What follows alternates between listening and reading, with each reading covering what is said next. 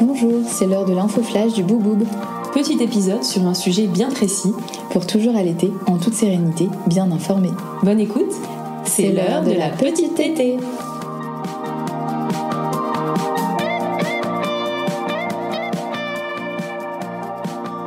Aujourd'hui, on parle d'un sujet qui concerne beaucoup de mamans allaitantes, souvent dès les premiers jours, l'engorgement mammaire.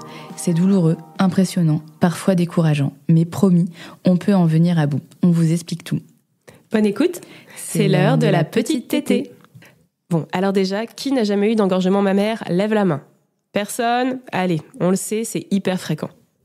Alors c'est quoi un engorgement? L'engorgement, c'est quand les seins deviennent très tendus, gonflés, parfois rouges, douloureux, voire chauds au toucher. Il peut survenir dans les premiers jours de la montée de lait, mais aussi plus tard quand le lait n'est pas bien drainé. Ça n'a rien à voir avec une infection pour le moment, même si ça peut évoluer en mastite si ce n'est pas traité. C'est un simple trop-plein, mais qui peut vite devenir compliqué si on ne fait rien. Alors pourquoi ça arrive ce trop-plein? Il y a plusieurs causes possibles. Donc on en a parlé, ça peut être au moment de la montée de lait quand elle est très importante. Ça peut être aussi au moment où on va espacer les tétées ou que les tétées ne sont pas assez efficaces. Ça peut être par exemple quand on reprend le travail, on va venir espacer les tétées ou les tirages. Ça peut être quand on introduit une tétine. Du coup, le bébé tète sa tétine et ne draine pas le sein à la place. Ou ça peut être en effet donc, quand le bébé a une succion qui est inefficace, du coup il ne draine pas le sein.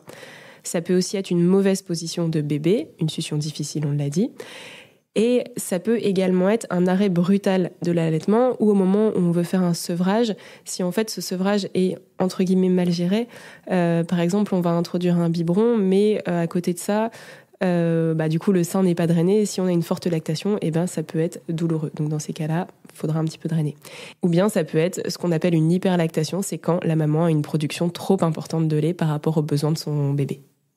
Et l'hyperlactation, on en parlera dans un épisode complètement dédié.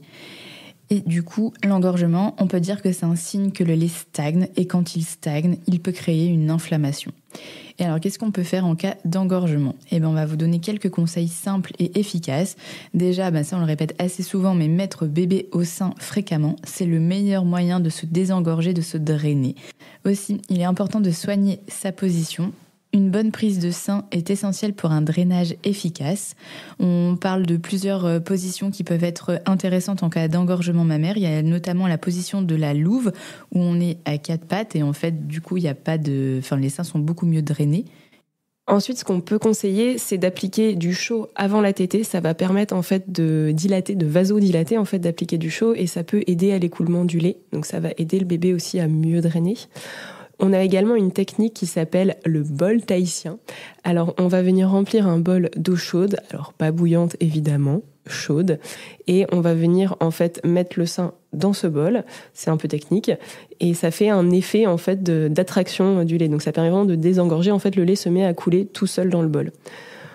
Ensuite, pour soulager entre les tétées, parce qu'on l'a dit, c'est chaud, c'est douloureux, on peut venir appliquer du froid. C'est là où, en fait, les petits pads là, qu'on met soit au micro-ondes, soit au congélateur peuvent être vraiment vos amis. On va venir faire des massages doux pour essayer, encore une fois, de désengorger. On peut le faire sous la douche chaude. On l'a dit, le chaud, ça fait du bien, ça aide le lait à laisser couler. Donc, pas hésiter à faire des petits massages, des petits ronds tout autour du sein, en fait, pour vraiment aider à désengorger. Et enfin, on peut évidemment exprimer un peu de lait à la main ou avec un tire-lait. Si le bébé n'arrive pas à bien drainer, on va venir s'aider, soit en expression manuelle, soit avec le tire-lait. Et surtout, ce qui est important à retenir de cet épisode, c'est qu'il ne faut pas arrêter brutalement d'allaiter, car cela aggrave l'engorgement. Pas de restriction hydrique non plus, et pas de bandage des seins. C'est vraiment pas recommandé. Ouais, c'est un peu la technique de grand-mère qu'il faut éviter ça. On dit non mais arrête de boire de l'eau, ça va réduire, ou bande-toi les seins pour soulager. Non, faut pas faire ça.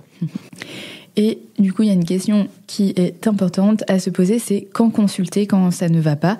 Si malgré tout la douleur s'intensifie, si vous avez de la fièvre, si une zone devient rouge et dure au niveau de votre sein, il est important de consulter. Cela peut être une mastite, et une mastite, ça se traite parfois même avec des antibiotiques. Alors, si on a des engorgements à répétition, il va falloir s'interroger.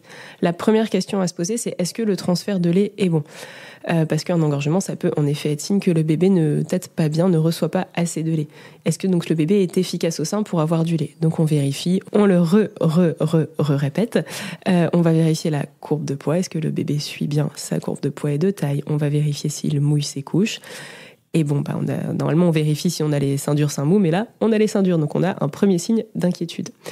On va aussi s'interroger sur si tous ces facteurs sont au vert et que malgré tout la mère a des engorgements à répétition, on va se demander si elle ne souffre pas d'hyperlactation. Et dans ce cas-là, il va y avoir des choses à mettre en place pour essayer de réguler cette hyperlactation. Encore une fois, on y revient avec un épisode beaucoup plus long très bientôt. Alors on peut conclure que l'engorgement c'est courant, mais ce n'est pas une fatalité, vraiment pas. Avec les bons gestes et un peu d'aide, ça passe.